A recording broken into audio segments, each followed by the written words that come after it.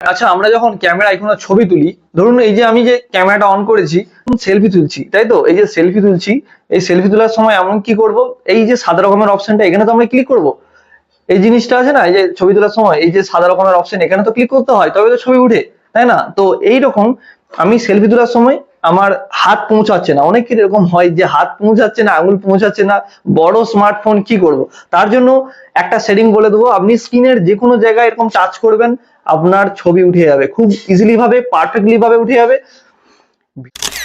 ভিডিওটা এন্ড পর্যন্ত দেখুন, আপনি যদি ভিডিওটা স্কিপ করেন মেইন টপিক বুঝতে পারবেন না।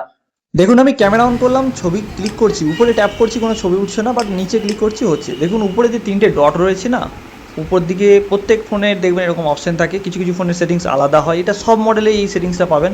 সেটিংসে গিয়ে দেখুন tap to a take photos, এটাকে অন করে দেবেন।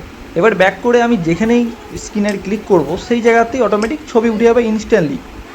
ভিডিওটা যদি ইউজফুল মনে হয় ভিডিওতে লাইক করবেন, সেভ করে রাখুন, আর ভিডিওটা অনেক অনেক শেয়ার করুন যারা এরকম প্রবলেমের মধ্যে পড়ে আছে, এবং যাদের সাথে এরকম প্রবলেমটা হচ্ছে কিন্তু কি করবে বুঝতে পারছে না, সেলফি স্টিক ইউজ করে, কিন্তু সেলফি স্টিক তো সবসময় পাওয়া পসিবল না, তাই না? তো দেখা হচ্ছে নেক্সট কোন একটা ভিডিওতে।